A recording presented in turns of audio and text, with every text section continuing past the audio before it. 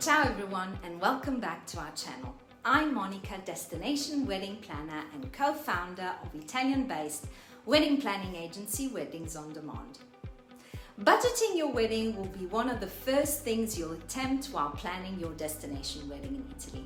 While you may find endless budget and expenses trackers online, some costs may be less known of and often not listed on budget spreadsheets. On this video, we'll list some unforeseen expenses you may want to add on your expense tracker when working on your wedding budget. Let's dive into it. The VAT. In Italy, the VAT tax rate is calculated differently depending on the product category. The standard VAT rate is 22%, but reduced rates are provided for several suppliers of goods and services such as 10% for food, drinks and agricultural products. When submitting quotes, vendors often tend to simply list plus VAT without specifying the exact rate, and these may become confusing when estimating a final cost. To give you an average guideline, VAT for venues may be at 22%, while indoor accommodations at 10%. Italian food and beverage are currently taxed at 10% rate. The SIAE, which stands for Società Italiana degli Autori ed Editori, literally in Italian Society of Authors and Publishers, is the Italian organization which collects tax due to artists and musicians for the use of their copyright-protected works.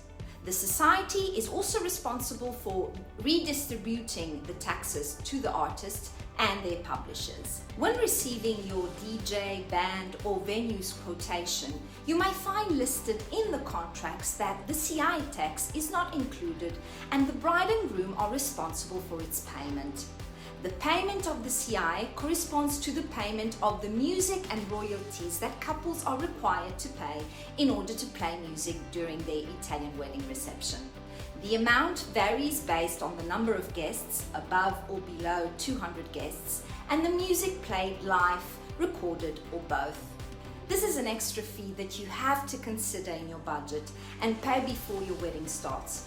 Without a CI permit, you are open to the risk in case of an inspection by the CI authorities that you will be liable for a large and unpleasant fine, and most likely that music will have to be shut off on the day of the event. So make sure to pay it beforehand. 3. Staff meals. Couples who decide to move forward without the support of a wedding planner often forget to include the staff meals as a voice in their budget.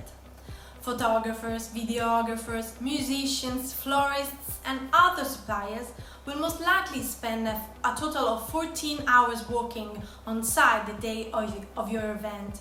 So in order to perform at their finest, they need to be fed. Sometimes during smaller gatherings, the number of vendors could be higher than the guests actually attending the event. But if you're expecting a 20 guests wedding, all your vendors should be served at least one meal in order to deliver a good job. Good news is that a staff meal is often charged at 50% less than the guest's menu.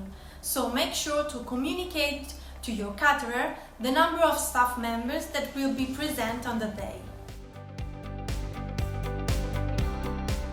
With constant images and videos from Instagram and TikTok, you might have fallen in love with a few vendors even before starting any of the planning. Remember though, that even if these vendors are based in Italy, Italy is a large country, so the region where a vendor is based is not always close to the venue you're getting married in.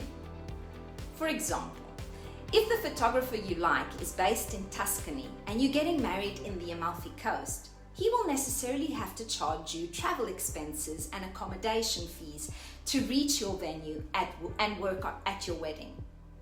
Travel expenses do not have a large impact on your budget, but try to make sure they are always mentioned and quantified before signing any contract with your future vendor. We hope you've enjoyed this video. For more tips on how to plan the perfect wedding in Italy, subscribe to our channel or follow us for more. We'll see you on the next one. Ciao.